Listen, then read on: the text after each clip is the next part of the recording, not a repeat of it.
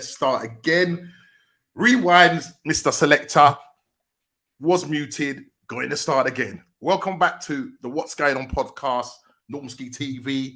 If you're new, please hit that like button or smack that like button. Will Smith that like button. Do what you got to do. Subscribe and share. We're back and it's all about football. But there is one big elephant in the room that we need to deal with first. So for the first half an hour or so, we are going to tackle a little subject. We don't want to go too heavy on it. Bit of banter. But obviously, there's some people who believe that the thing didn't really happen. A certain Kofi Klopp. He's going to put his views there. And I'm sure there's going to be people in the chat listening. So hopefully we're going to have a great time. Again, welcome everybody. Please hit the like button. Subscribe if you're new. Share. And let's go for this. So I'm just going to now introduce my friends, colleagues, Mr. Big D, Mr. Kofi Klopp. And we have a new somebody that's I think Kofi will be happy about because he's a fellow Liverpool supporter. My brother-in-law, Mr. Chris Rocky. Yo, Maslow, yes, sir. Yeah. Now, saying, bro? listen to this, yeah. Give me all the slaps. Chris Rocky. Hey, come on, everybody, give yourself a smack in the face, man. Come on. Come on. All together now. Come on, let's go. Right. Now that we've got that over. Hey, there's somebody else coming in. There's somebody else coming in. A certain Mr. Brown. Yeah. Unfortunately, Chili's not here. So Mr. Brown can't go and tell him to lock his camera off and put the dog away. So, yo. Yes, gents. What's going on? You good? Listen, everybody wanted to come to the party. Listen, this is purely a football channel. Listen, the chat is going wild, so I am gonna read the chat as well. This is a football channel. Yeah. This is not no psychotherapy thing going on there. Yeah. Let's not go too deep. No, Leon, you got to do what everybody else has done. We're all going to do it together. After three, lads. You know what we just did earlier on? Let's do this go. After three. 1, 2, 3, go.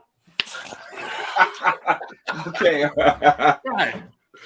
Sentiments over, yo. But listen, before let me just go to the chat. Yes, Mr. Sentiments. First, what's popping, generals? Yeah, big up to you, bro. Yeah. Hey, I'm in the room and Lewis is in the room, but Mr. Sentiments beat you this week. Big up, Mr. Craig. Big up to Mr. Craig again. Yeah, Sentiments.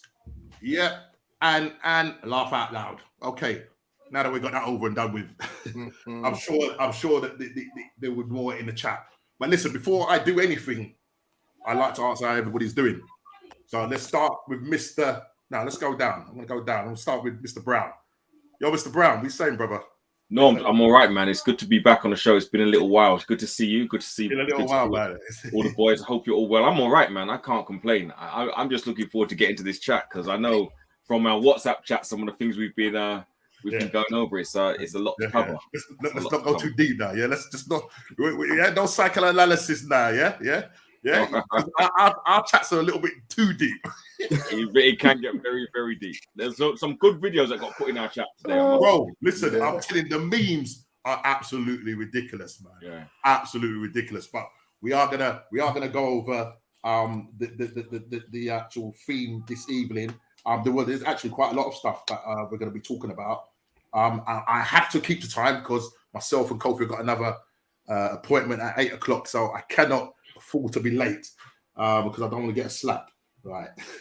So let me first of all find my schedule, and now I'm going to first of all now go to Mr. Let's go to Mr. Chris Rocky. Mr. Chris Rocky, you got to tell me about his name, man. Because I know you're somebody else. I thought it was appropriate given the time that we're in. Chris Rocky. Okay. I called him Rocky because he took the slap and he just carried on like it was no big deal. He was just like, yeah, Chris Rocky is his name now. Big man like Will could give him that big old slap, but Didn't even phase him. Chris Rocky. Well, listen, it's good to have you on the show. First time on the show. He's a big Liverpool fan, as you can well see. And he's got his fellow man that way, or over there, above him. And that's Mr. Kofi Klopp. How you doing, brother? Yes, as always, bless and good to see all the lads. You're good. Yeah? Yeah, you're safe.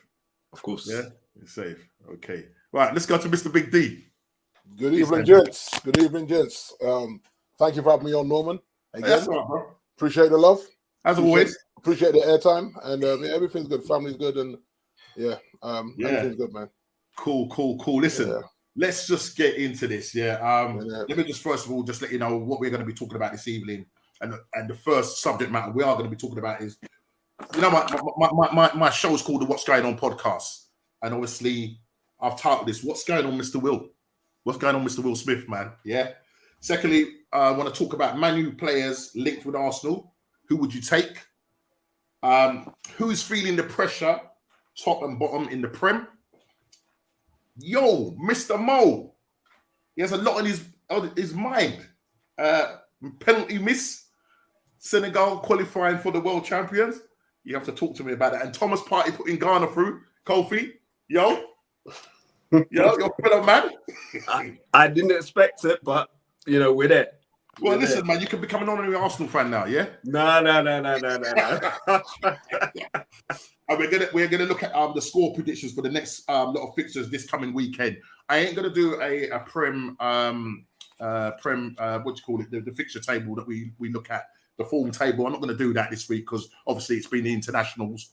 So we won't be doing the Prem form table because nobody's playing this week. So it's pretty much as it was last week. But without further ado, let's crack on. So guys, sorry. It's weird, though, man. I tell you, man. This man, I rebuke you. Listen,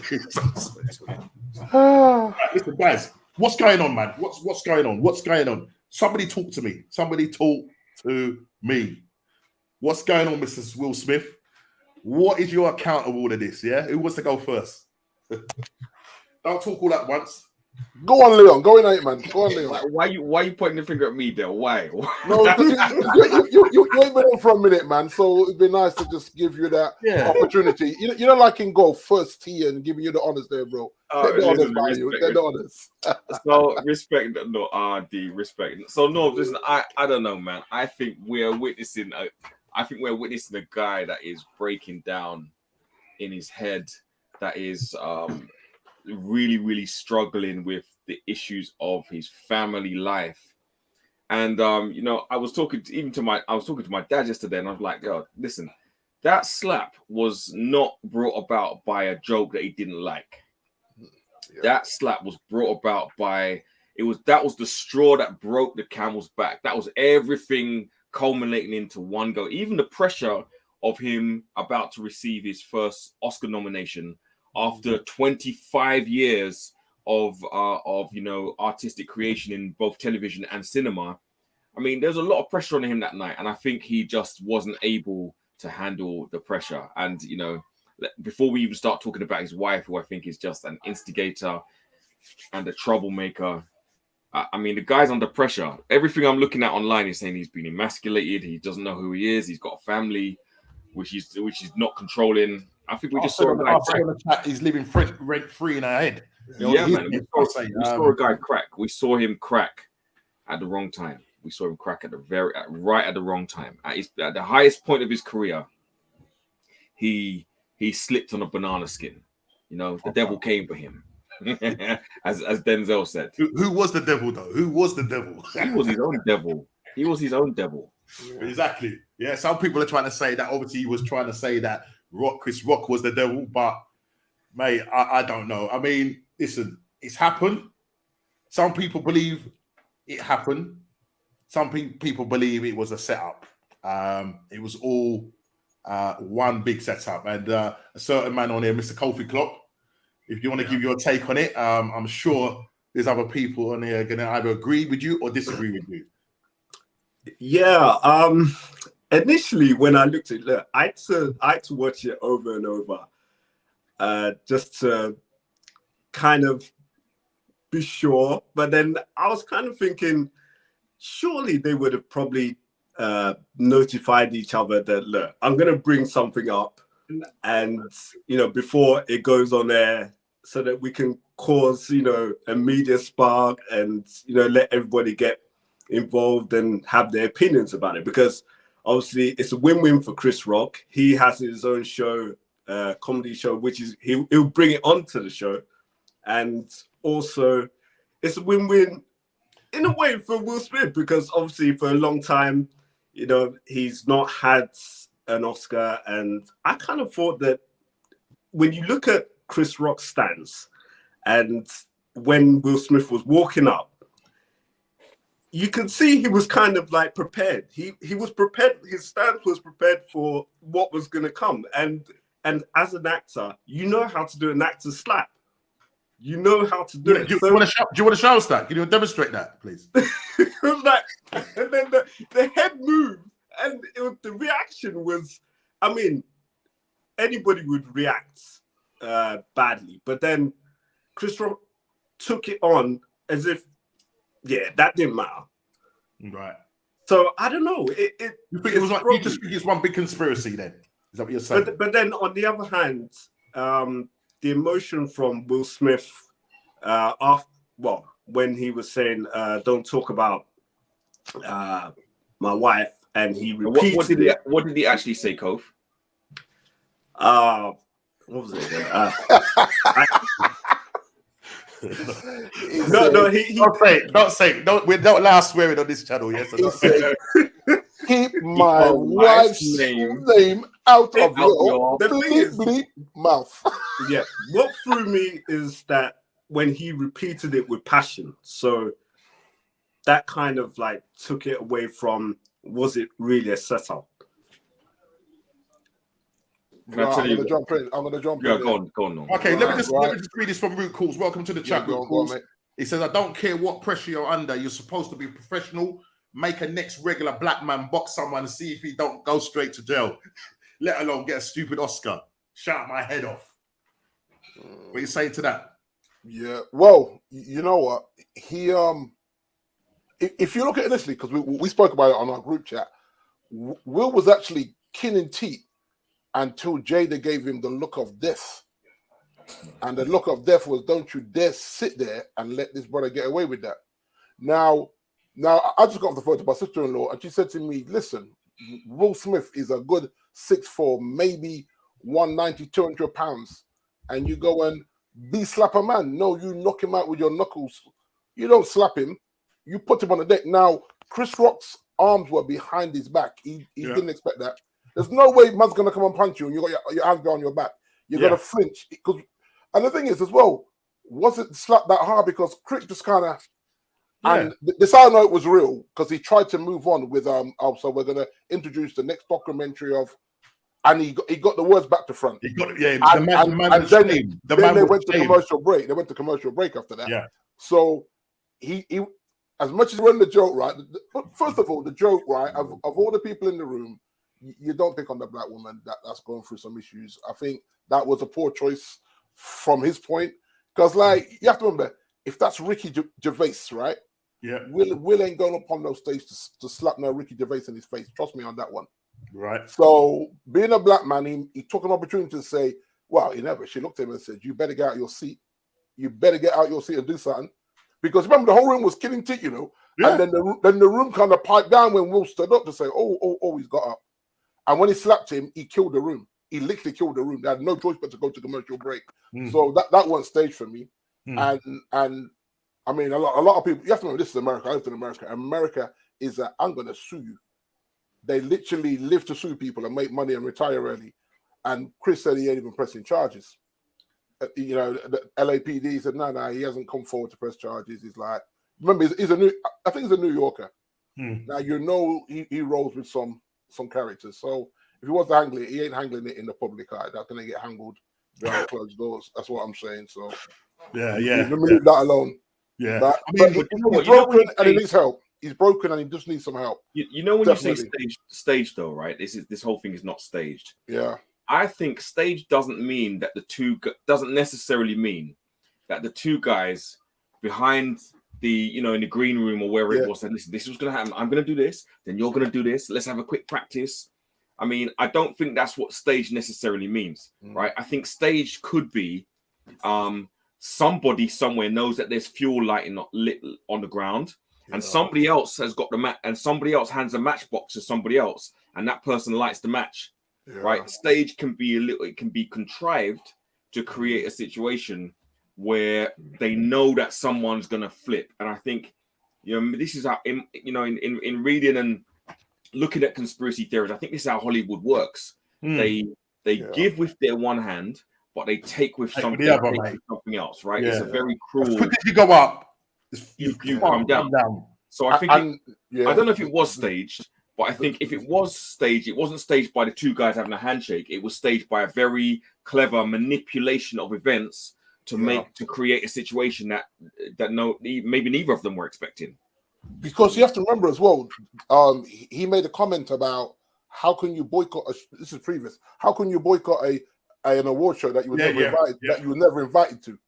That was funny. That was very funny. So you have to remember this thing has been boiling up. So maybe there's that kind of the word beef. I don't really like that word beef, but maybe there's that background professional beef between them, and that's why he chose to go after Jada when there's probably plenty of things in that room he could have gone after.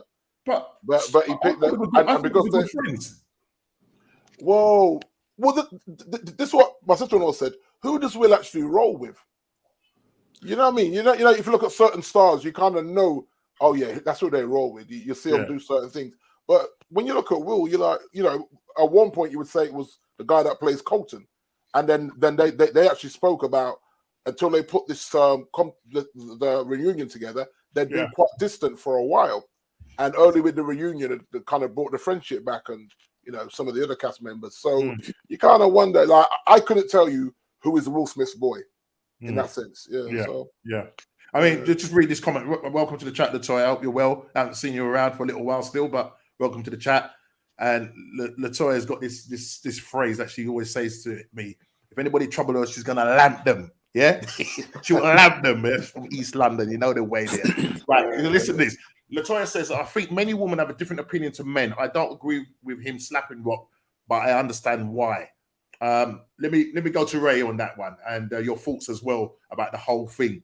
Do you think it was staged or what? So my take on what happened at the Source Awards between Biggie and Tupac. I'm sorry, we took Oscars. Sorry, the Oscars.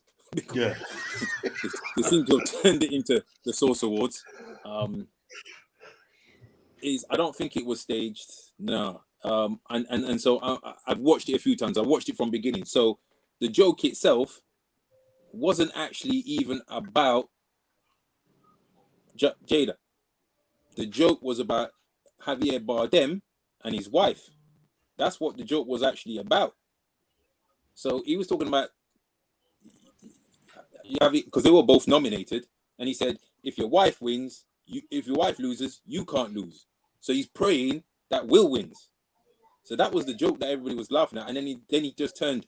It was almost like, let me acknowledge Jada. Yeah, I look forward to seeing you in what's his name in G.I. Jane too. Yeah, G.I. Jane. Depending on your view of G.I. Jane isn't necessarily a bad character in itself.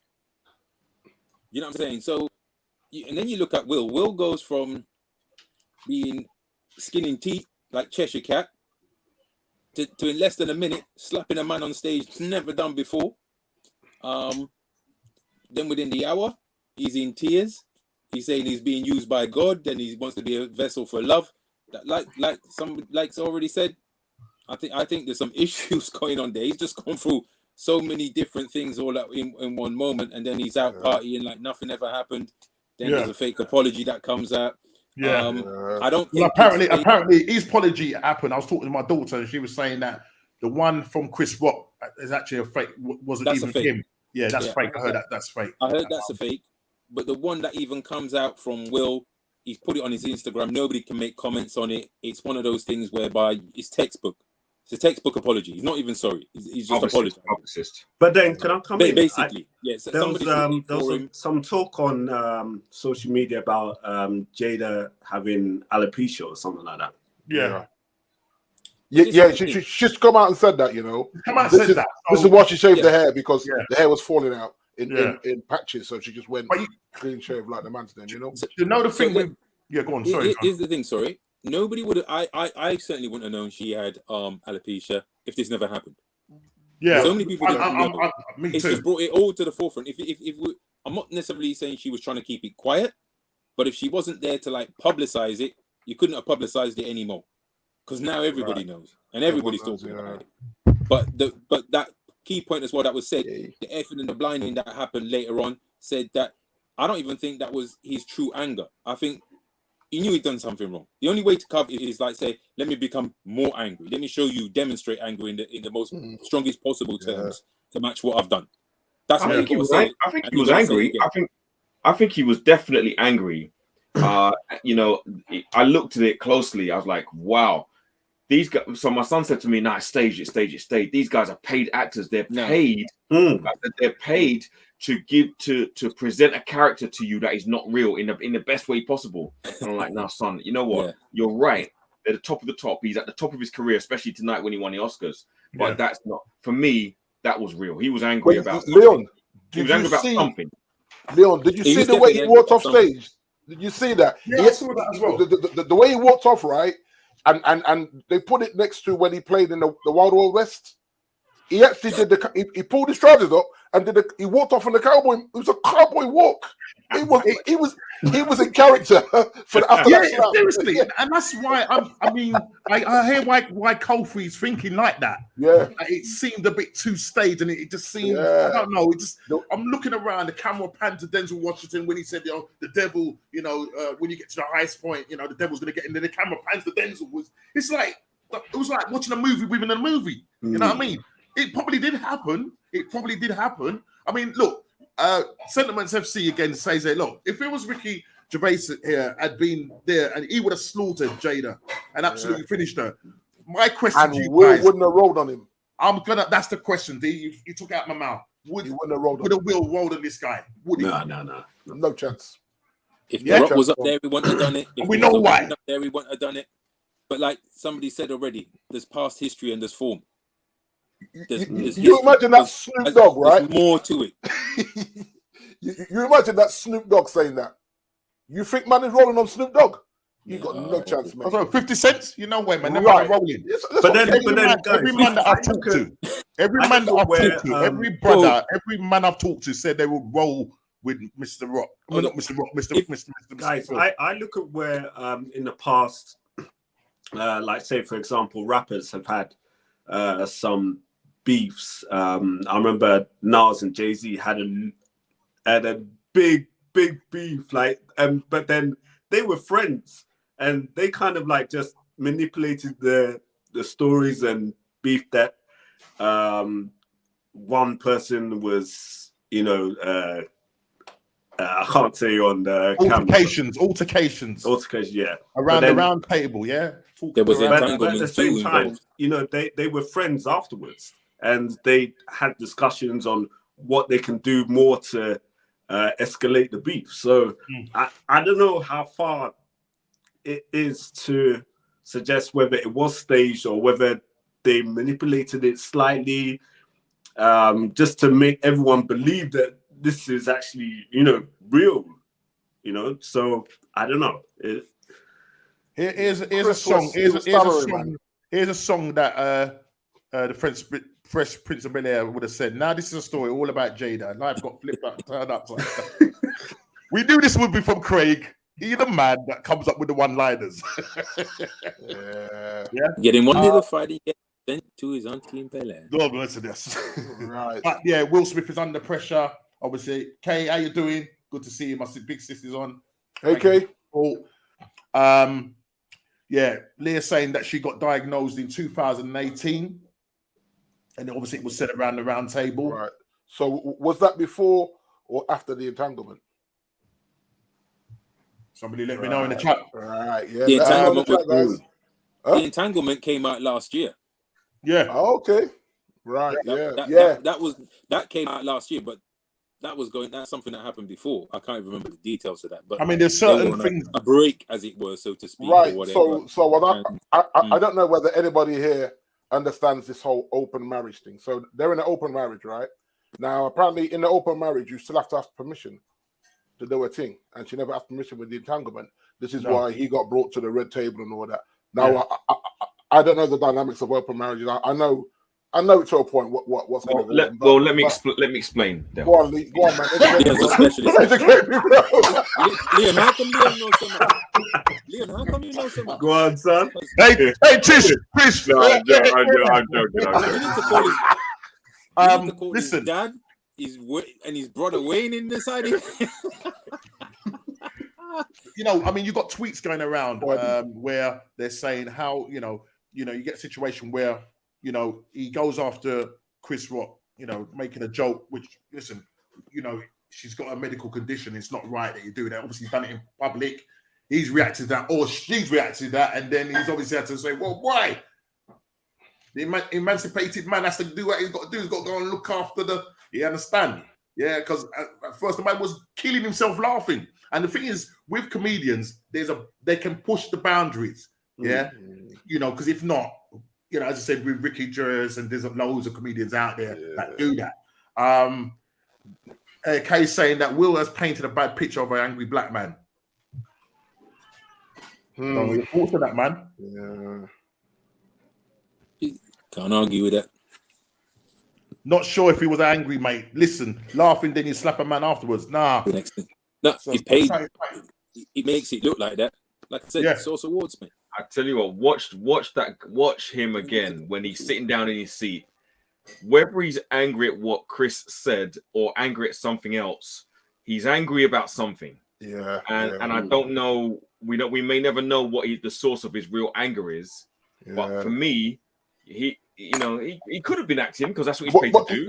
But Leon, you see the woman, the actress, I forget her name, that was sat next to him. Yeah, Lupita.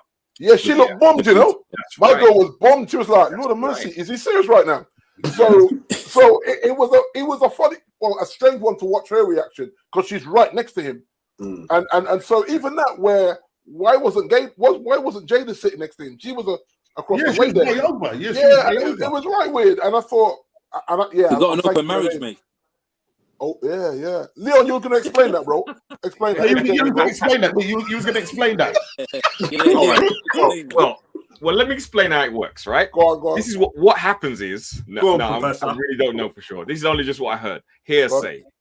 That they can do what they want with other people, but like you said, they're supposed to ask. Now, apparently, I heard this today, and I don't know if it's true, but apparently she's the one that can do what she wants, but he can't. And I don't know if he has to ask. Yeah, I don't know. Of course, we're not in their marriage. We're not in it. Yeah. We're not in it, but it seems very, very odd. It seems very unusual. But apparently, the guy August, the rapper that died, the entanglement, apparently he actually went to Will to ask permission, and Will said no. And they still went there, and this how the whole thing unfolded, where there was a resentment, and then she said, "Okay, I'm going to bring you to the table and explain why I had to go there." And but can you see what you're saying, though? He's like, can you see what you're saying? Is that she said, "I'm going to bring you to the table." This is the whole point. He's being led. He's being led, and I think this is what's causing the confusion in his mind. The family. To me, I'm not in their family. I don't see it every day. But the family to me seems to be a little bit dysfunctional. Yeah, because even the daughter wrote a poem about the dead rapper who her mom was sleeping with. You imagine? And publicized it. And I'm like, how does that happen in your house when you're paying the bills and you're living under my roof? You're writing a poem about this dead rapper that was sleeping with your mother without my consent. You see how messed up that all sounds? They've gone wild. They're really wilding out in it. Right, Ian, it's very sad. It's very sad. How can you go from laughing at the joke to then going on stage and slapping Chris Rock? You will look like a joke. Minute. Well, I can see why that would happen. I can see why that would happen because you get, in comedy, you get carried away with the wave of the joke, right? And it's not kind of inconceivable to think that somebody could laugh at a joke and then after a moment or two say, hold on a second, I was laughing because of delivery. Joking, the comedy is about timing as well as what's being said. And sometimes the timing on its own is actually quite funny, or the facial expressions are quite funny. But then when you listen to the words, it might be like, hold on, no, actually, no, that's not funny at all. So I'm not so bothered about the fact that he was laughing and then changed his mind. I can see why and how that would happen. I'm actually interested. Another part of it is, at what point does comedy go too far? Maybe Chris actually overstepped the line. I mean, I know that the comment he made that got released was fake, but in there it said, you know, I stepped over the line. Maybe he did. But guys, imagine if that was Dave Chappelle. Dave Chappelle would have destroyed that. He would have destroyed that. Killed it.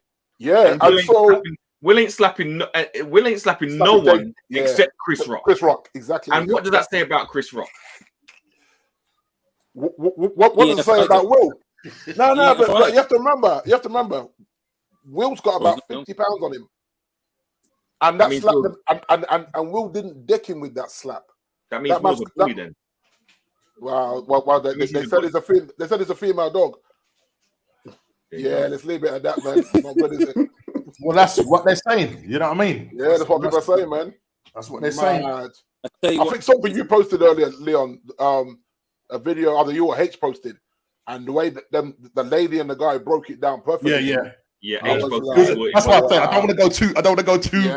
Psychoanalysis deepness. You know, we don't want to lose the audience. So, video. I mean, basically, what Ian is saying here, you can see he's getting bullied in a relationship. Do you know what I mean? You can see she's controlling him. As I said, she's living rent free in his head, and he's got to deal with his own demons and everything. Do you know what I mean? And as I said, it all came out on that evening. Kofi's saying it's staged, and I think unless you're now coming around to thinking maybe it's not, Kofi, or are you still thinking it's all it's no? I mean, as I said, I've watched it a few times, and I'm even having some doubts that it's staged. So, you know, I kind of like, okay, let me bring it to the party, because I had some questions. Like, look at the stance of Chris Rock when Will Smith did come up, and because he was positioned to take on whatever Will Smith was going to do. And then all of a sudden he went back to a normal stance of, I'm shocked.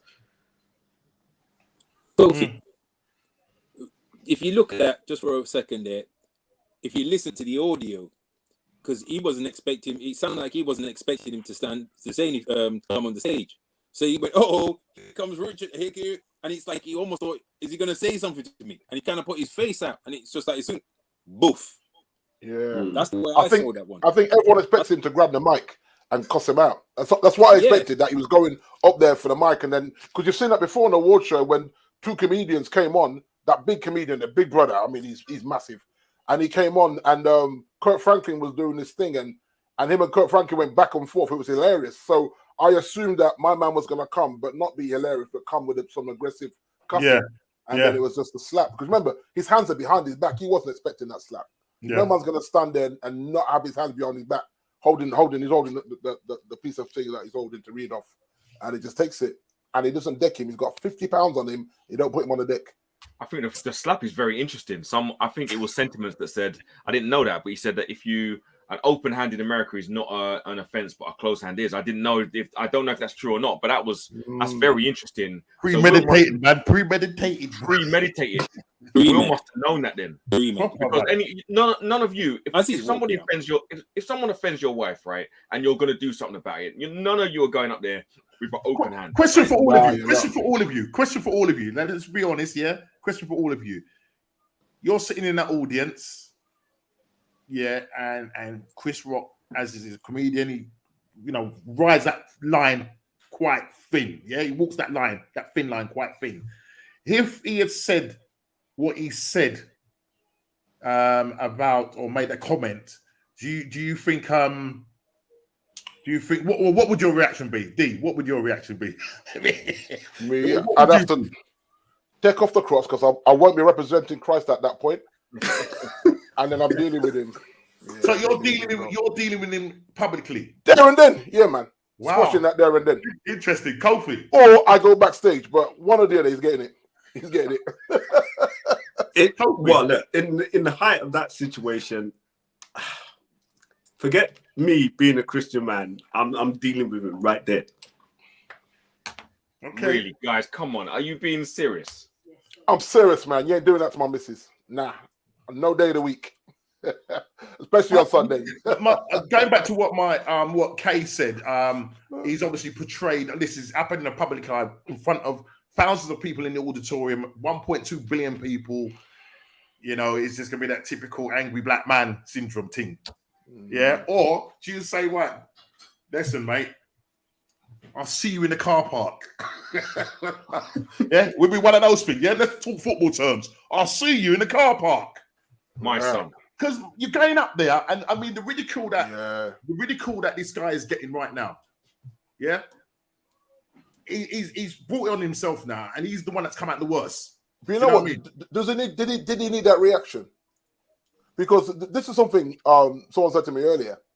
You imagine all the good. Will's done some very good films, some very excellent acting, and the film they give him the Oscar for, none of my white colleagues at work have watched it.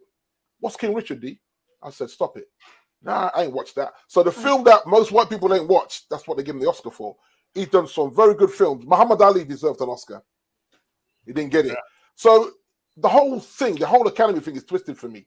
Because I think the film that's got the least exposure, that's the one you're going to throw an Oscar at him for. Yeah, same thing happened, but Denzel Washington was exactly the same. Same thing, Halle Berry. She had to go down and give the man a BJ to get one. Yeah. The white man a BJ for. There's something Hollywood does to these black actors, you know. And I think, Leon, you said it on the group earlier.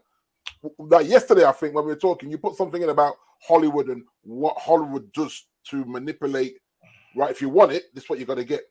It wouldn't surprise me to say, look, your name's in that envelope. We all know your name's in that envelope, but it doesn't have to be. Right. There's still time for us to change this. So something's going to happen, and when it happens, you go up there and you box Chris Rock. It wouldn't surprise me if this. And that's why we go back to what Kofi is saying. He thinks it's all staged. You just don't know, because if it was acting, it was so good. It was like the best acting you've ever seen. But you just don't know with Hollywood. Hollywood, you just don't know. The whole thing panned out and rolled. Yeah. Literally, it was like cut to Denzel, cut to him, cut to this. So I'm like, mate. And then, you know, I've watched King Richard, and as good as it was it knocked out the park? Here's an Oscar, my brother. No, it wasn't. Yeah. He's done better films, and that's not knocking Richard Williams, because I enjoyed that. He's done better films, but that's what they chose to give him the Oscar for. Yeah. It tells you everything about the manipulation.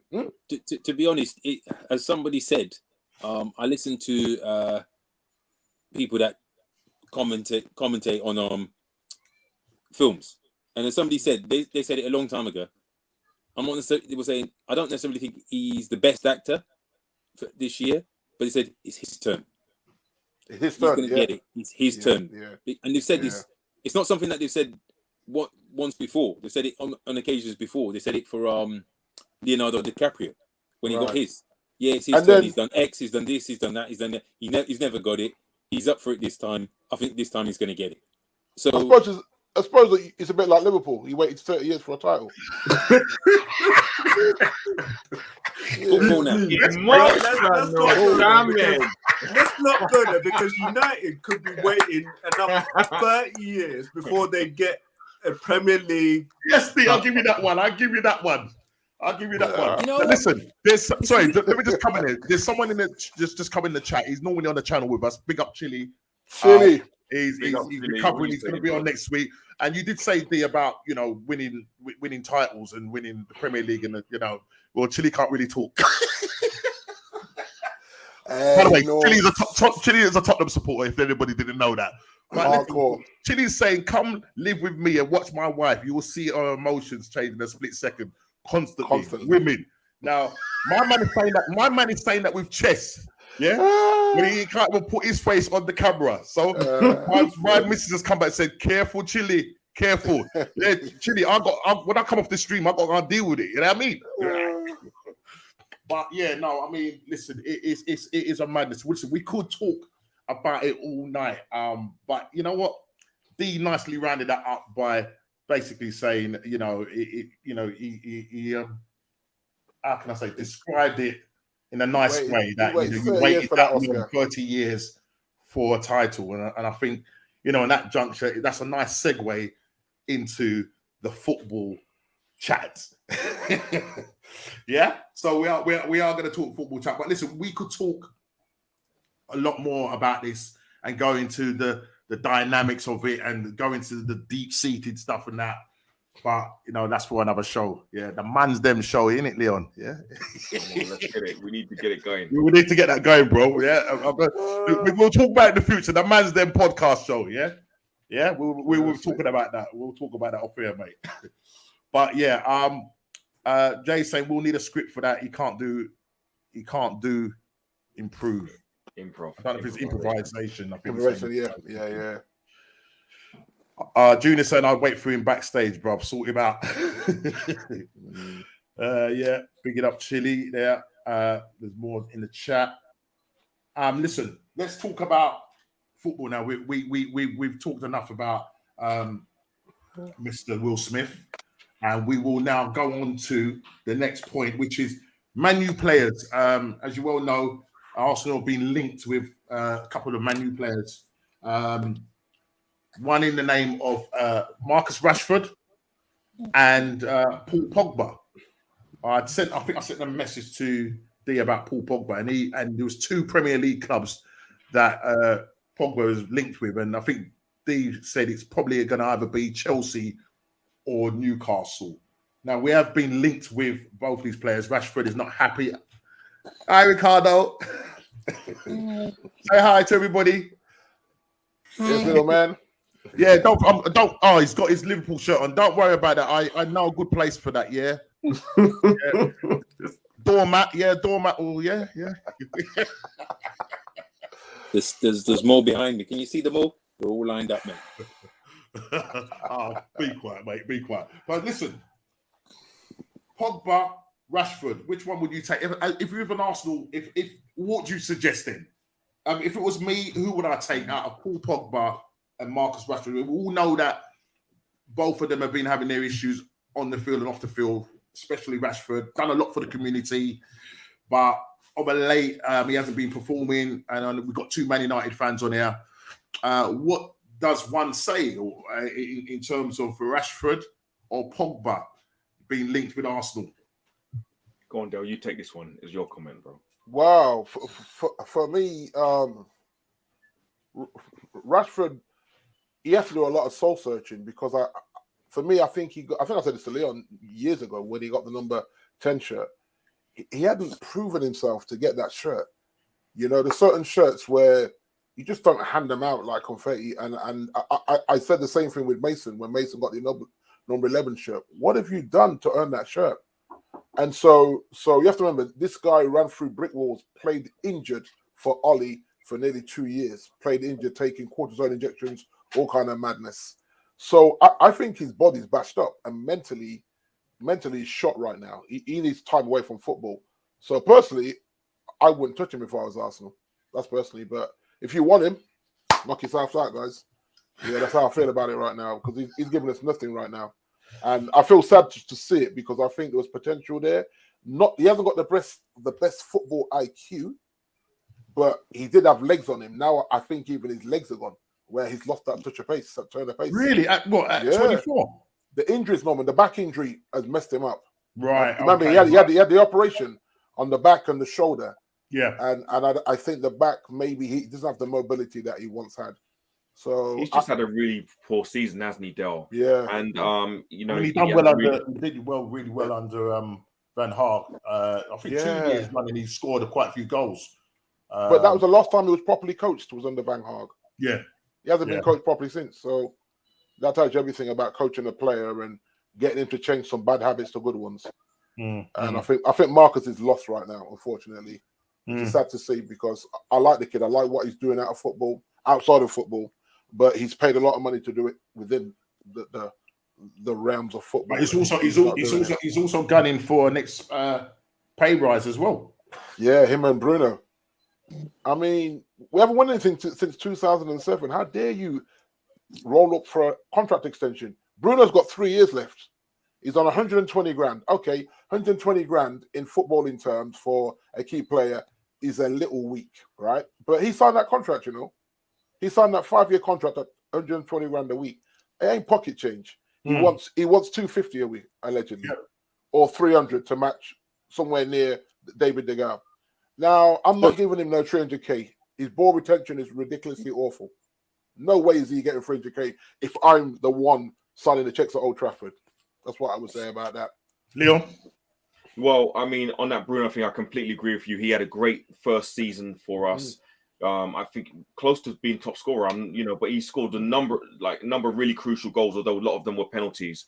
So I like him, but you hit the main thing on the head with him. His ball retention is terrible. His pass completion rate is actually really, really poor as well. Yeah. He's always going for the fancy pass.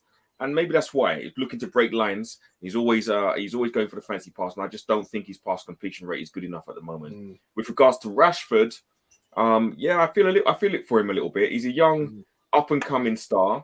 I don't know whether the whole kind of Euros thing has got to his head when he missed the penalty, and it's really just messed with his mind. I don't know if that's really playing in his head, but he's definitely been on the fringes of the England team.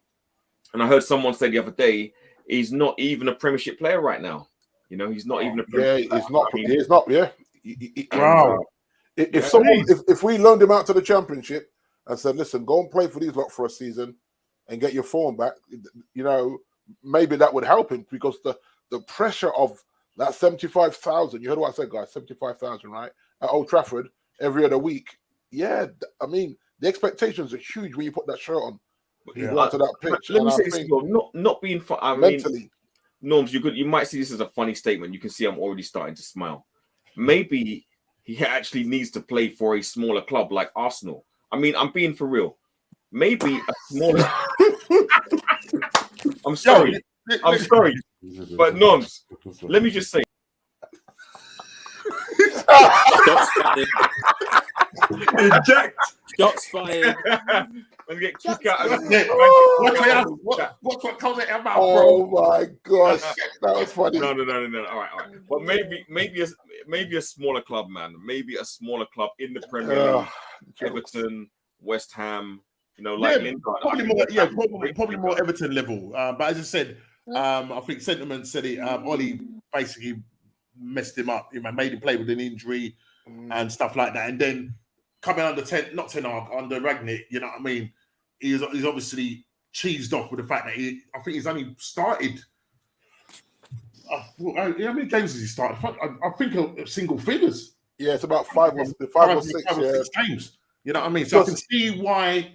He's got a bit of itchy feet, but at the same time, it's like, and a lot of the pundits and a lot of the Man United are saying, look, just keep your mouth shut, knuckle down, rather than coming out and, saying I want to leave and that, and I think they're saying that he hasn't probably got the right mentality for the Man United club play, the teams that we used to watch, the mentality of these guys on a different level. Playing in front if you even watch him, Norman, he no longer looks to take a player on. Yeah. I think physically he can't do it anymore. So he, like Bruno, looks for these Hollywood passes as well, or he just cuts in and he can't play a Hollywood pass. That's the problem. Yeah, and so his head is down. His head is down. I mean, listen, when he first came on the scene, unfortunately, he was the one that scored, his goal against us when you guys were literally down to the bare bones, and we ended up losing. No strikers. You know what I mean? So, but yeah, he hasn't gone too well in the last, season and a half for Rashford. And you're going to have a lot of Arsenal fans looking at me and thinking, well, yeah, he fixed the project, 24 years old, young, you know what I mean? And I mean, I'd seen people writing stuff in news columns saying, oh, the front three is going to be frightening and whatnot. You know what I mean? I'm thinking, come on, man. Do you know what I mean? Yeah. And you know what? If he moves to London, I think there's more distractions down there for him. Because like for me, like I don't want to see Rashford doing Burberry photo shoots when you're playing that ball, right? Like if that's your gig, I don't mind that, but don't be playing that poor and be posting Burberry photo shoots on your Instagram, because no United fan trying to see that right now. You know what I mean? Feeding the kids is one thing. Salute, hats off. You know what? You took on the government, you won. But all the Burberry, all the side stuff, all the distractions, nah, brother. Get your head in the game and start performing and earn your $250 a week. Let's not get it twisted now, $250 a week, is the likelihood that he's gonna end up getting a new contract? I hope not. But come on, you know what's gonna happen. Yeah, I mean, you're linked with obviously you're linked with Luke Shaw. Same as Luke Shaw with a new contract. Luke Shaw as well. Yeah, and Bruno. If you give Bruno, Luke Shaw, and Rashford new contracts now before you announce the new manager. But I think Bruno's already got his contract, isn't he? No, it's on the table. He hasn't signed it yet. He's been away on international duty. But I reckon the 5-year bumper is on the table. They said he's earned it. What has he won for us? He hasn't earned anything. Yeah, he won your title in swap. Yeah, and that's a club. We haven't won a trophy since 2017. We're in 2022. And the title we haven't won in 10 years. Yeah, and you're going to reward a bumper contract. He still has 3 years left on that 120 a week contract. 3 years, so he's not going to walk away in the summer for free. What's the rush? Yeah. What's the rush, man? Honestly, yeah, no. I mean, we're right now. There's better strikers out there for me, personally speaking, and from what you've described, personally speaking, I wouldn't take him. But yeah, you're going to have some Arsenal fans out there that will say, yeah, he fits the right profile, right process, the project for Mikel Arteta. But for me, personally speaking, nah. Do you know what I mean? I'm not interested. Pogba, to be honest, what would be asking? You're going on a free. If he comes to us on a free, you're talking about what, 350, 400,000. But he's still a luxury player, though. Like, he's a luxury player that doesn't turn up every week. Yeah. And the fans will turn on him. Yeah. For me, Pogba needs to leave the Premier League. Like, if you start United, I think the fans are still going to crucify him because he's been there long enough to have delivered a title. Yeah, and there's no point you going on international duty talking about, I'm back with France, home with the boys, rare. No one's trying to hear all that. Would you guys take him? Liverpool fans, Liverpool, would you take him?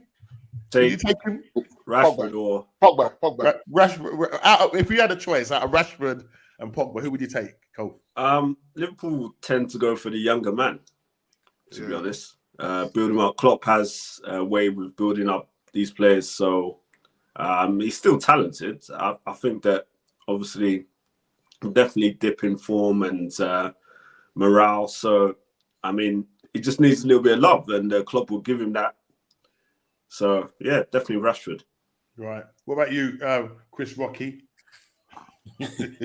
I honestly either of them necessarily because I don't see either of them fitting in the team necessarily. Yeah. But you could see, I mean, you look at what happened with Milner. He took Milner, who was older, and he's still playing.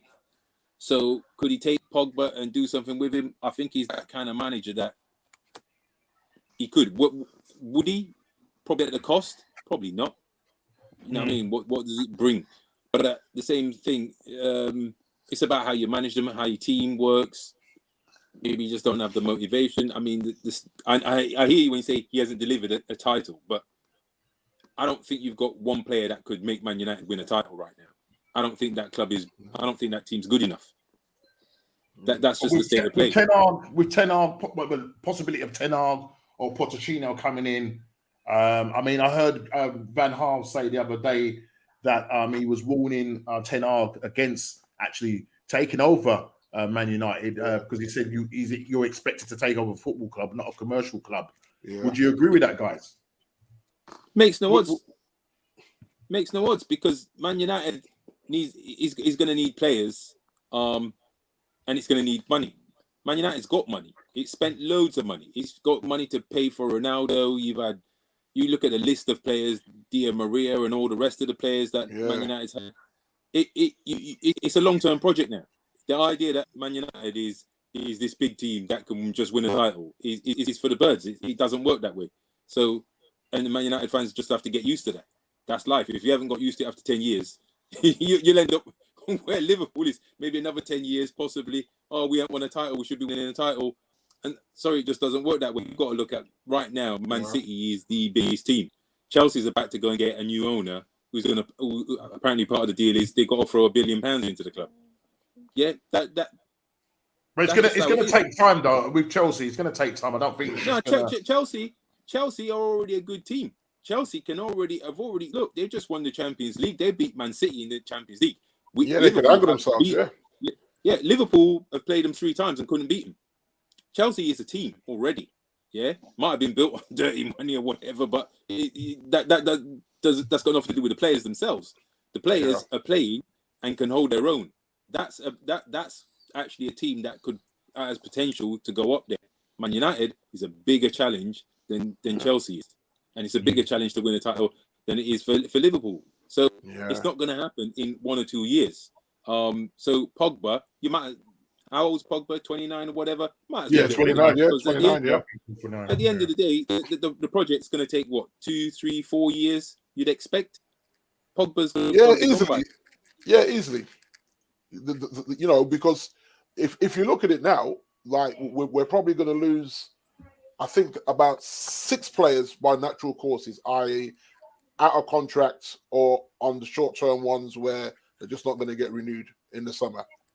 And then so you take away that. So you're looking at your Lingard, Matic, Pogba on a so there's about 6 of them that go naturally. And then Leon will tell you there's probably about another 5 that just need to be gone because they're not gonna win us a title. That's what I always say, right? I always say, look at the team, look at Liverpool and Man City, and tell me who in this team starts for that team. And that's how you know how poor our squad is. Because I think only one player might be able to squeeze in there. Probably the goalkeeper might be able to dislodge one of them goalkeepers. And even then, he don't play well with his feet. So probably not. So if you're not looking at David De Gea or a luxury of Ronaldo, then allow it. None of our 11 get into Man City's or Liverpool starting 11. Now that's why we're not competing. I'm not sure. You got Sancho, who he's had a bit of he hasn't had the greatest season, but he was, they rumoring that City might be up for him as well. Okay, front 3 of Mane, Diaz, and Salah. You drop them 3 for Sancho? No. Right, and then you go Man City. What? Mahrez, Sterling, Grealish. Sterling and Grealish. Grealish really. Yeah, but Pep's you're leaving out Foden as well. Okay, Foden. There you go. Yeah, you're right, Foden. So both them front 3, he don't get into them leagues. So he's probably our best player right now on form. He's probably our best player. Does any Man U players get into the West Ham team right now? Really interesting. Stop it, Chilly. Stop it. Come on. Coming from a Tottenham man. Right. We're getting Harry Kane, Chilly. How you like that? How you like that, bro? You're gonna be crying into your pea soup, man. Talking about Harry Kane. Harry Kane's going Man City, mate. You think? Nah, I think that ship has sailed, man. Yeah, I think it's sailed, because if he goes there, he's gonna have to beg that number 10 off Grealish, innit? You know that once. Because Harry ain't going nowhere without number 10 shirt. If he comes to United, he gets that shirt. Striker. Sorry? No, say that again. Kane's going there to finish it off, mate. He's going up there to play right. Haaland going to Man City. Yeah, that's Trust me. Haaland's going to Man City. I think that ship has sailed with Harry Kane. Yeah, if Haaland goes there, man, Liverpool and City are uncatchable for the next 10 years. Yeah. Just talking about the Harrys, Junior put in the chat earlier on, why is Maguire getting flack? He really is getting booed for some odd reason. This is the England game yesterday. A lot of the players and the manager weren't too happy. And, what's the reason why he's getting booed? Because obviously he plays for Man United. He's not having a brilliant season at all. What are your thoughts on that quickly? Quickly, Norman. He turns up every week and plays the false 5. That's it. Okay. He's just shocking. Stiff. Can't see a pass. Can't see any man running behind him. He's like he's playing with one eye. The guy just should not. One eye, and I'm telling you, the guy's got the captain's armband. It's just all wrong. It's just all wrong. I'd prefer to see Eric Bailly in there, even with Lindelof. Well, I wasn't a big fan of Lindelof at the start. Thank you, Leon. But I'd even prefer let them put Eric Bailly and Lindelof in there in the centre of the pairing and get him out. Get him out. He's a liability, and he definitely shouldn't have the captain's armband. Everything Leon said. Listen, it's looking obviously come the summer. It's another building process for you guys again. Who you get with just again question. who are you likely to get out of Pochettino, or who would you like, should I say, then, out of Pochettino and Ten Hag? And I mean, now Luis Enrique is kind of in the picture as well. Those are the choices that you got there. Which is the one that's going to take you back to your former glory? Can I give you a suggestion here? I actually wouldn't mind if they kept Ranić. I don't know if that's on the table. What, as a manager? I wouldn't mind if they kept Ranić. I tell you what, since he's come in, I've seen some football from the United team, which I think United players, which I'm like, actually, there are little glimmers of what you're doing in training. Yeah. And I'm like, okay, I can see something happening, right? I think I can't remember which game it was, but the first half against Seville, was it Seville in? Yeah, Seville, yeah. I mean, what an amazing! I mean, we were popping them, popping. So I thought, and there are signs of a really good team forming. So I wouldn't be against what's his name, Ranić, getting a 1-year contract.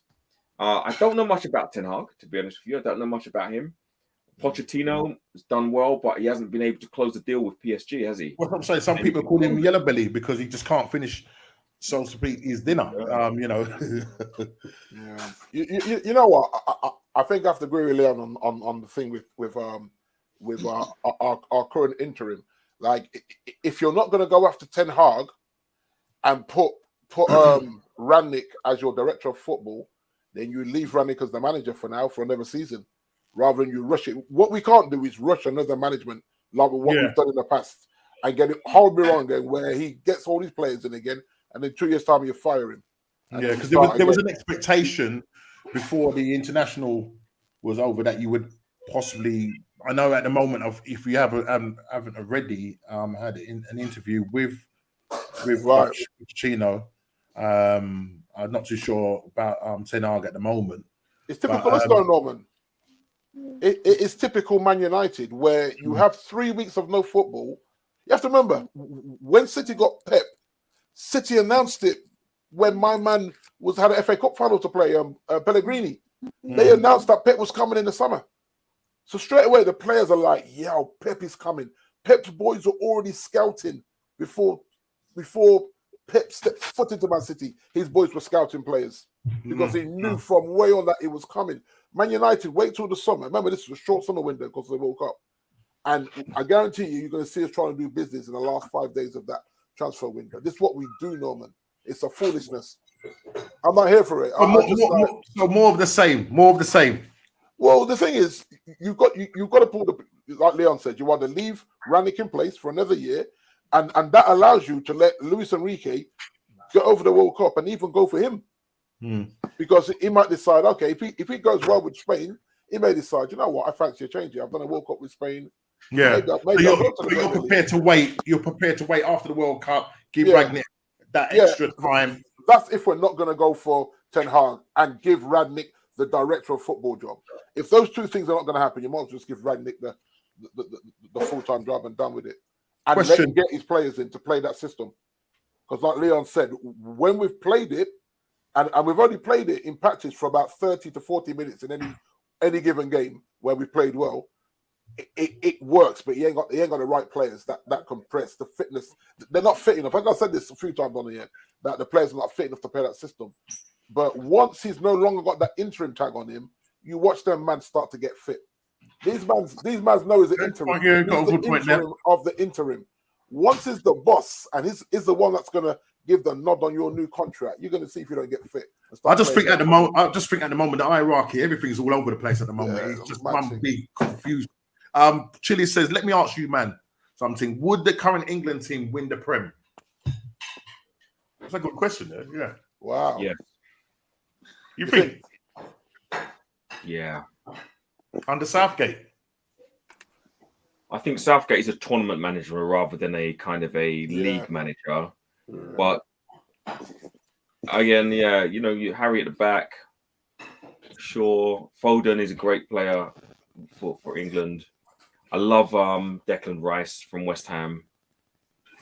Declan, listen, he's a good player, but again, it could be British tax. It could be British tax. I mean, is he worth 100 million? I know West Ham I know West Ham are gonna say what this is. If you want him, this is what it is. Yeah. Only for the potential, Norms. Only for the potential that's in him as a footballer for the future. Then that's where that 100 million tag would come from. Right now, I don't know. He's still young. How old is he, Leon?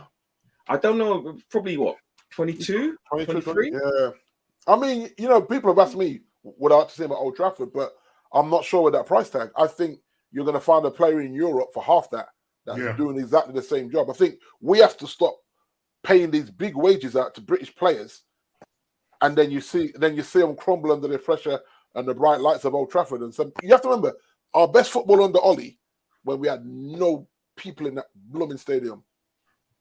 The moment the crowd came back, he was curtains. And the moment that crowd came back, that was it, man. Couldn't perform under the lights with 75,000 people booing and kissing them teeth and all the rest of it. You know what I mean? So that speaks volumes that our best football was in an empty stadium at home. Yeah. And you did the double over Man City, did you? Yeah, I think so. Yeah. I mean, but I don't know whether someone like Enrique would bring or freshen up a different style of play for United, because obviously he would bring in Spanish influence into the style of play, and maybe the flair side of how United play could be brought up to a different standard. Yeah. Listen, talking about I think that D talked about wages and stuff like that. So I want to just go and skip to Mr. Mo. Yeah, is the wages affecting him? Why he missed that penalty? Listen, people can miss penalties. It does not affect somebody if his negotiations are broken down. The money. He can miss a penalty, bro. Give him the money. Listen, it's a standstill, and let me see if Chris Rocky's on the same table as you. Yeah, it's likely Mo is going to leave Liverpool. Wow. Chris, what are you saying? I'd probably agree. He may well leave Liverpool. He's 29.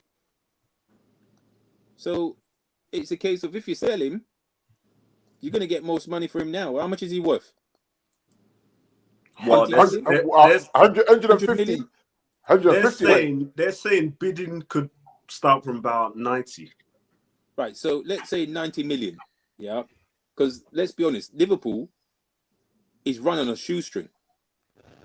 It ain't run on riches like Man United, Man City, or Chelsea. Like it or not. I mean, we've gone seasons, more than one season, without actually buying players. In fact, selling more than we've actually bought. So even when we bought big and we buy Alisson and we buy Van Dijk, we've sold Coutinho for 120 million. So you wouldn't be prepared to pay him the 400 and plus thousand he wants. Do you know what? It's not even that. It's not down to me though, is it? This is boardroom level business. But if it was you, would I pay him 400 grand a week? The quality player that he is, this man has got the most assists, the most goals. This guy, I'm not saying he's carrying your team because you have got a brilliant front three. I mean, as a matter of fact, your team is. I don't even know. I'm not going to say it. Yeah, I'm gonna wash my mouth out. I'm not gonna say your team is all right, man. Yeah. Let's just keep it at that. Yeah, but when a player demands such a high amount of money, the team right now, and if, for example, they give him the money, then it sparks off the other players within the team who carry such high importance to say, why aren't I getting like 400,000? Then everybody's going to start saying, you know what, I'm important in this team. Because Van Dijk deserves 400,000. Because without Van Dijk, we'll be nowhere. You know? Yeah. Well, but I mean, is that the general census that he's not worth the money in the bigger schemes of what that does, as in the knock-on effect, like you just said? Everyone that's a top player at Liverpool starts knocking the gaffer's door and saying, you just paid Mo 400k a week. The thing is, I believe he's worth the money, but then it's down to the club or the board members of the club to say, look, are we going to break our wage structure because they want to stay disciplined as a club? Yeah. You know, they're not Man City who can afford to be paying X amount to players to keep players, and you know they can get rid of players if they want to. But you know, Liverpool can't go beyond a certain structure. But this is what I like about that, because Leon will tell you that we can't sell players because their wages are extortionate. It's a little bit like Arsenal as well. So clubs look at them and say, okay, I'll take him, but he's on 300 bags a week. And we can't buy players because everybody wants to come to United for their retirement fund. Yeah. And so you know, like people like Cavani going, I'll be like, good riddance, man, because we're paying you a lot of money and you play when you want. You play when you want, and we've got into a bad habit of just saying, okay, throw some money at it. And people say, oh, Glazers out, Glazeronomics and all that. But the truth is, Glazers have spent money. Oh, yeah. You got certain fans behaving like they spent money. When you look at our wage bills under the Glazers, it's horrendous, mate. For some very bang average players. You're like, how is he on 250 a week? That's a joke thing. Like, no more than 80 grand a week you should be on, bro. And even then, I'm being generous. You're on 250. Lingard's been on big money from time, you know. And he went to West Ham. We were paying half of that money. That's how big the money was. West Ham said, no, we'll have him, but we ain't paying all of that. How much you paying Ronaldo now at the moment?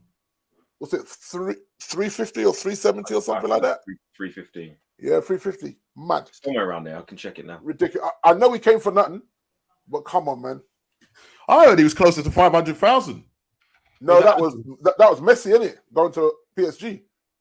I thought Ronaldo was on that. Maybe I might have been reading the wrong thing. You know, I totally understand. It says 480. Wow. Well, yeah, but the thing is, for what Ronaldo has done, Ronaldo is United's biggest earner, having signed a 2-year deal believed to be worth 480 grand a week. Stop it, Leon. Stop it. D, go to that piano and play a song for me, mate. Are we serious right now? This rise in wages was offset by 17.4 million brought in through player sales. Yeah.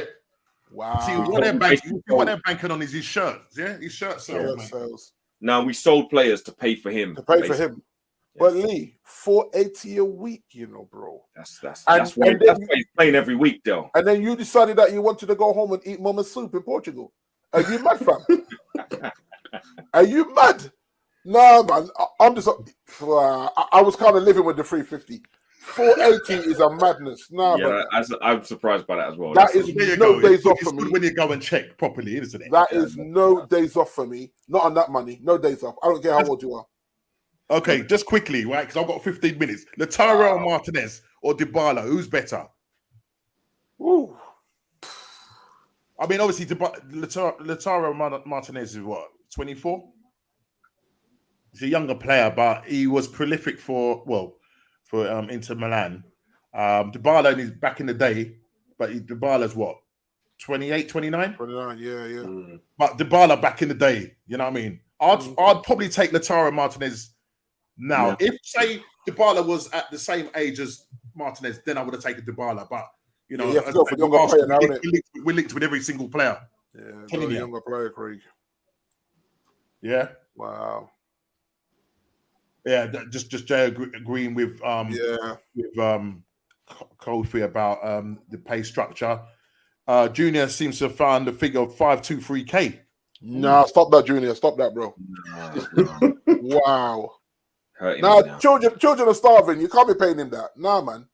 That's mad. Yeah. Wow. Nothing surprising. I heard it was. That's what I'm saying. I heard it was like around about the 500. That's what I heard. Nothing surprising me at the theatre of nightmares right now. Yeah, I think. I think 480, mate. It's mad as it is. Yeah, that's mad disrespectful. That is to the fans. You know how many decent players you could pay wages on? Yeah, 3 good players, and actually have a proper squad. They're giving the man a 36-year-old going to turn 37 of $500,000 a week. Just let Leon just think about it for a second. That just breaks my spirit right there. He's thought about it now. Yeah. That's a lot. That is a lot. That's a lot. But listen, Mo. So you're basically saying, Chris, Aka, Raymond, that you should sell the guy because you cannot afford to pay that kind of wage. And so I know Kofi is obviously in agreement. Is that your conclusion to it? That you're muted. You're muted. You're muted.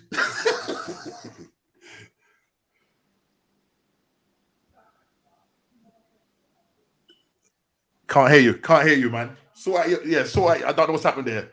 You seem to be muted. Okay, Kofi will have to talk on behalf of him. So in other words, Kofi, or what you could, Ray, try and go out and come back in. Can you talk now? Can you hear? Yeah, he's going to come back in. Yeah. So yeah, Kofi, you're just saying, just sell it. I think it's got to a point where it's getting a little bit embarrassing right now, and everybody has put their stand, and nobody's budging. So no man is bigger than the club, and it will get to that point where Liverpool just have to move on with it, and Salah would have to move on as well. So. Well, hopefully that will be a distraction to the Liverpool, and that they won't actually do the quadruple or win the 20th title. Screw you, Man United, man. Listen, I prefer to win the Premiership than Champions League this season, only because we didn't get to celebrate properly Premiership. So. Yeah, COVID, the vid-19 had you guys in your yard and thing, innit? Yeah. Well, the COVID Cup, isn't it? It's the COVID Cup. Yeah. That didn't really happen. That was really a Premier League win. Yeah. Well, you know, with Mo as well, is that he hasn't looked happy either. So maybe it is time to part ways. I mean, all good managers part ways with very good players at some point in their careers, and for me, I think you guys will get a clean 120 for him, because if Declan Rice is going for 100 mil, then and you think Mo's going to go for less than Declan? Nah, brother. No one's paying more for Declan Rice than Mo Salah. Not right now. Yeah, but then they'll take into consideration his age and. I mean, he's still got life in him. Right. Don't get me wrong; he could probably go on to 36, just like Ronaldo. But his contract's ended in the summer. No, it's next year. Summer. Right. So he's not okay. So he's still got a year left. Yeah. So do they hang him out for a year and let him go on a free? Nah. You got to reclaim some of the money, some of the profit. So that means you're selling now, then. Yeah, that's it. Yeah. He's going to be a year older. You know what I mean? So I think probably it would be best to sell him. But how will that affect you guys going forward? If you do sell him, will you be the same? But I say you've got a good front three. You know, you've got your new left winger possibly taking over Mane's position. But you know, they can play right across the middle. Yeah. Jota is coming and is really doing well for you guys. I think he's the second top goal scorer. Yeah, Jota, right? Diaz, Mane. Do you know what I mean? So yeah, you guys are still nice without them. Yeah, you're nice. You've got a good depth to your side. I mean, the beauty of it is that throughout the team, everybody has an understanding about each other, and you know, if Mo is to leave, then I don't think it'll break the team that much. It will have some impact. It's going to have impacts, don't get me wrong, but I think the team will be able to push on, and you know, we'll find somebody else who's going to probably alleviate the goal pressure. So yeah, and hopefully he's allowed to spend from the money of that sale. If you do sell him, hopefully the owners say keep that money and shore up the ship. Yep. You know, so yeah. But wasn't it just like last year when Salah was saying he hopes that he can stay at Liverpool for the rest of his career? Yeah, it was. I mean, that was just last year. That wasn't long ago. Yeah. So I mean, he sounds like a Liverpool man through and through.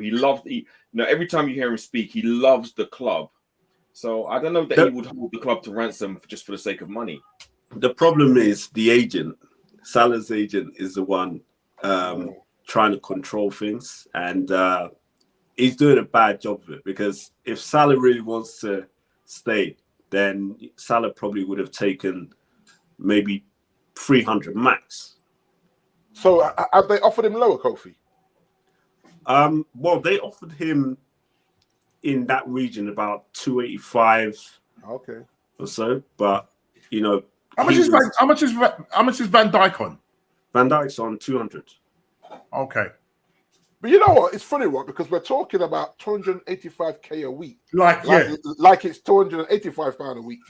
You know the ones? and that's the ridiculousness of football.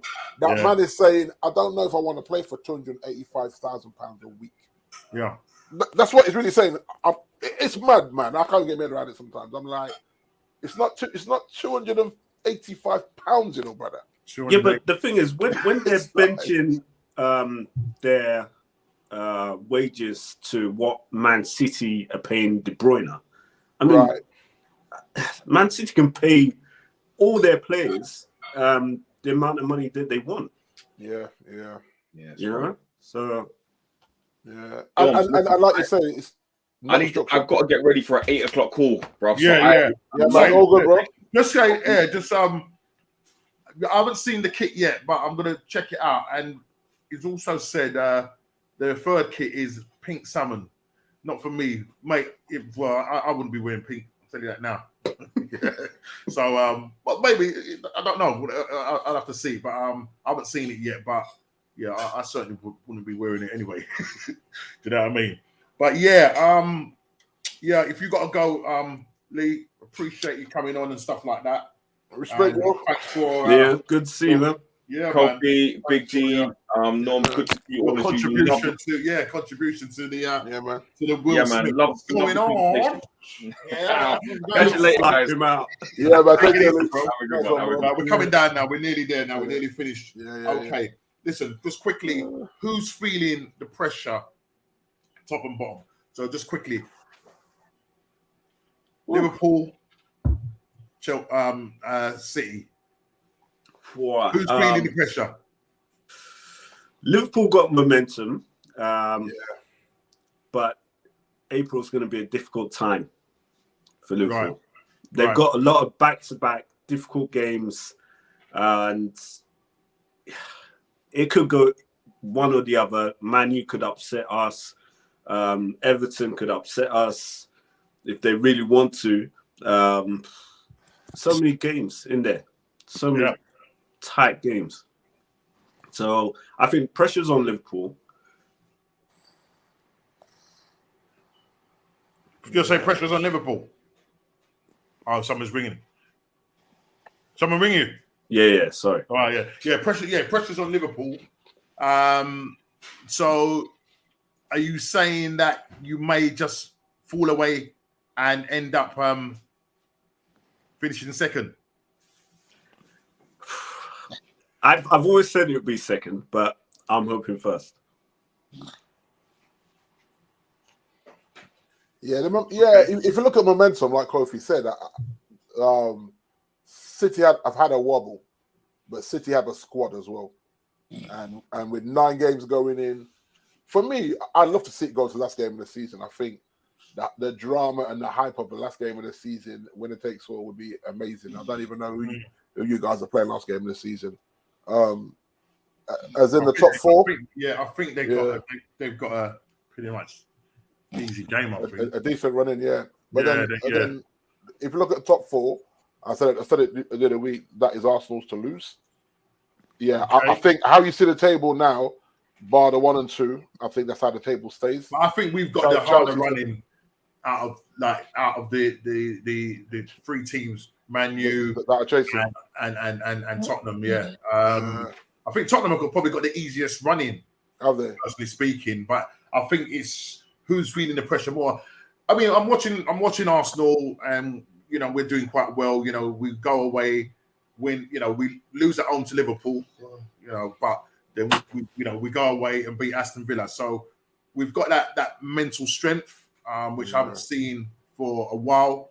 And we're winning quite a few away games. Next game we've got is Crystal Palace away, which is going to be another tough game. You know, you've got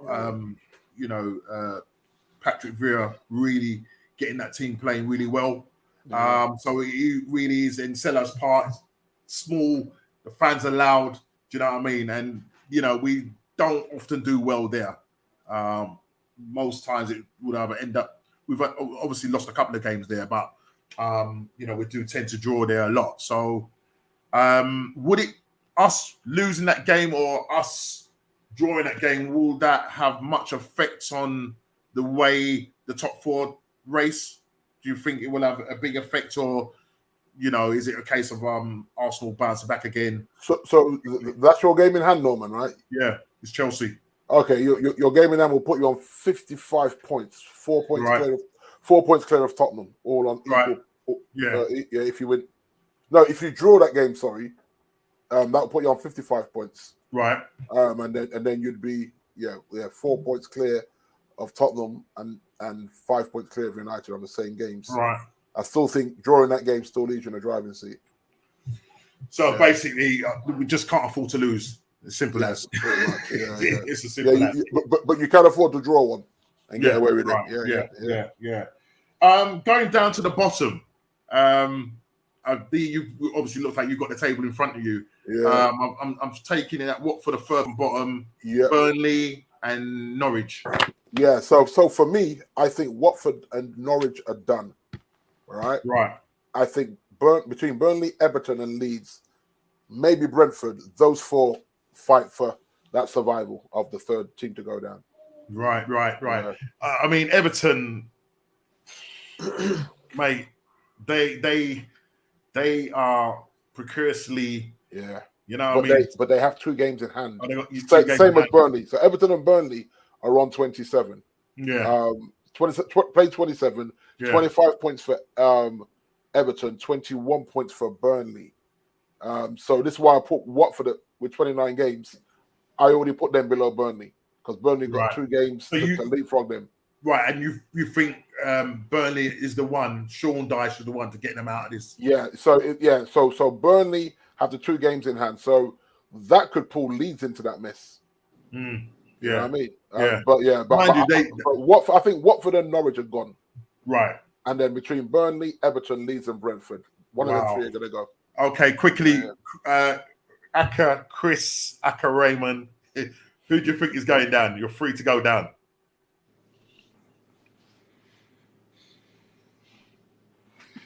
I want Leeds to go down. I'm a Northern boy. So I know. He's Sheffield United, mate. He's second team is down. Sheffield United. Leeds down, mate. That's what I want to go down. Okay, so Leeds. Who else that are likely to go down? Norwich gone. Yeah. Watford, pretty much gone. But with the amount of games left, you would like Leeds to go down, but the likelihood is do you know what? You never can tell. It's a bit like if it's a crook. It's a bit like who's going to be 4th in the Champions League, for the Champions League spot. It's always a difficult one. You can never really tell because somebody just needs to go on a little run, and it's a game changer. So I hesitate to say who will go because form can actually change. But your so two I think that's a are Norwich and Watford. Your two it looks that way. I mean, Norwich, you just can't see them coming back. No. It's been a difficult season for them. It's all but gone. Yeah, They're the all goal but difference gone. crucified them, Raymond. I mean, play 29, 17 points, minus 45 goal difference. That's curtains, mate. That's curtains. Yeah, that's curtains. I mean, you've seen it before. When you're on that really bad form, you're probably never gonna come out. It'd be one of the greatest escapes. Do you know what I mean? And you just can't see it. So, do you know what? Yeah. But Norwich, they'll bounce back. They'll get the parachute money again, and they'll come back. You know, it works as usual. Yeah. Everton, Watford, Norwich. That's who Craig has got going down. Everton, Watford, Norwich. Mate, I tell you, if Frank takes them down, bro. But you know what? He's favoured on Norm. he's got 3 games in hand over Leeds. I know, but mate, right, and they're only 4 points in front. That's a lot. So he's got So yes, but he's got to get them rocking, mate. I'm telling you now, mate. Because he's got the best goal difference. Yeah. Well, no, actually, Burnley have got the best goal difference on minus 16. Right, yeah. They're on minus 18, but the Leeds have played 30. They've played 27, so they've got potential 9 points to claw Leeds back, which is going to be a big ask for him to win 3 on the bounce and leapfrog Leeds. And leapfrog Leeds and get some space, get a 3-point gap between them. I mean, listen, it really is going to be interesting running top 4 race, relegation fight. It's going to be a madness. It's going to be a madness. Junior's got Norwich, Burnley, Watford to go down. Everton defense is absolutely agree with you, Craig. Major problem there. Listen, we're going to go straight quickly to our last segment and we're going to round it up. And just really quickly, the games that are coming up this weekend, just want to get your score prediction. So I'm not going to ask you, I'm just going to ask you separately, but just give you a game. So first of all, let's go with the Liverpool-Watford game. Kickoff 12:30 on Saturday. What's your score? Let's go with Kofi. Quick score prediction. Yeah, 3-1. 3-1. Okay. D, Brighton against Norwich. 3 o'clock kickoff. 1-1. 1-1. Yeah. Okay. Craig is saying 5-0 to Liverpool. 1-1. Wolves, Aston Villa. Chris? Wolves, Aston Villa. What's your score prediction? Sorry. It's a tight one. It's a tight one. I'm gonna go with Wolves. Actually, I think they might sneak. It could be a draw, but I'm gonna just go with Wolves. Maybe a 2-1. Okay. Where's it at? It's at Wolves. Wolves at home. Yeah, let's go with 2-1. Yeah. Okay, 2-1. Go back to you, D. Leeds United, Southampton. I'm gonna go 2-1 Leeds because Leeds need a win, man. They need a win to avoid that. Yeah, I'm gonna go 2-1 Leeds because Leeds are at home as well. Yeah. So I'm gonna give them that home advantage in the weekend. I know. Chris Raymond will probably say something totally different. No, I wouldn't. To be honest, I probably wouldn't. Given that Leeds are at home, it's not that they're a really bad side. I mean, I'm saying I want them to go down, but in terms of football, they're not a really bad side. So you know what, I wouldn't argue with that, to be honest. Okay, 1-0 Leeds. Craig is going 1-0. Chelsea Brentford. Kofi. Easy. Yeah, Chelsea 3-0. Chelsea 3-0. Burnley Man City. Ray. Burnley Man City. Where at? Burnley at Burnley. Turf Moor. They're away to Burnley. Turf Moor. Turf Moor. Could be a banana skin. City, mate. 4-1. I think Man City's got to come back, so I think they're going to really power it in. Yeah, 4-1 City. Yeah. This is a nice one for you, D. Man United, Leicester. You're at home. At home. Whew. They're a bogey team. I'm going to say 2-2 because we cannot keep a clean sheet right now. So okay, not if we keep starting the fridge. So I'm going to say 2-2, which doesn't help us out in any potential pursuit of you guys. Let's go to Sunday's fixtures. West Ham v Everton. Kof. West Ham are at home. Tight one. West Ham still edgy it. 2-1. 2-1. Okay. Tottenham, Newcastle. Right? Where at? Tottenham? At the toilet bowl. Newcastle's on a bit of a run. Isn't it? Yeah, but there was, and then I think they've lost 2 games since. So they've lost 2. Tottenham's forms. Yeah. They've won the last 2. They're on a bit of a run. Please say a draw. Or a Newcastle win. I'd like to. It's at home. Tottenham's on a bit of a run. England, they're at home. They didn't travel. So, you know what? I'm sorry. I'm going to say Tottenham's going to turn them over. And I'm going to say 3-1. 3-1. Craig, Chile's gone with a 7. typical Chile. Typical Chile. The last game, I will call that, and that's us away to Crystal Palace, 8 o'clock kickoff on Monday. Where? I'm going to go with a 2-1 win to Arsenal. Where that's at? I'm going with. Yeah, Sellers Park. Sellers Park. Yeah. Yeah. That's a tough game, no? Yeah, mate. That's a big game. Chile say 4-0. Yeah, he would say that. Yeah, I'm actually hoping for a 4-0 as well. Man is a desperate man. You're desperate, yeah. And you're starting to sound desperate as well, D. I am. I'm desperate. I think Crystal Palace might do you, mate. No, but remember I've been saying to you, I said we either go to pull you back or we just throw the season and don't even finish in a Europe. But I don't want to be playing the Europa Conference foolishness on a Thursday night. I'm done with that. So, well, listen, guys. So you either we have 9 games to either throw you back or 9 games to tank the season. Just tank the season and done. If we don't believe that we can throw you back. Craig is saying Palace will win 2-1. I hope not. I hope you've got it right. Oh, that's just reverse psychology, Craig. Possible, man. Patrick going to turn you over. Come on, Patrick. Come on, man. Just think about that Arsenal badge, yeah? Think about that Arsenal badge. But listen, guys, people in the chat, it's been lively. Thank you for staying with us. The chat's been lively. Thank you for, just chilling with us, talking all things football and all things, all things Will Smith. Listen, we know that story is going to keep rumbling on. But listen, we're going to be focusing on football now. The coming week, the internationals are now over. Doing the business, getting that away goal. Well done. Portugal going through as well. Bruno Fernandes getting his 2 goals. Right. So they've qualified. So, and I'm sure there's other teams that have qualified as well. But most of the games have been like international. So listen, we go again next week. We're going to be obviously talking all things the Premier League, and I'm quite sure that Man United will still be in the news as usual. And whatever else turns up, we will be here next week, 6:30. Please tune in. And it's been great. Please hit the like button, slap that like button. Mr. Will Smith, do that as well for us. Subscribe and share if you're new. And I'll see you on the next What's Going On. Bless up, Craig. Thank you again for turning up. God bless. Take care, guys. Take care, Craig.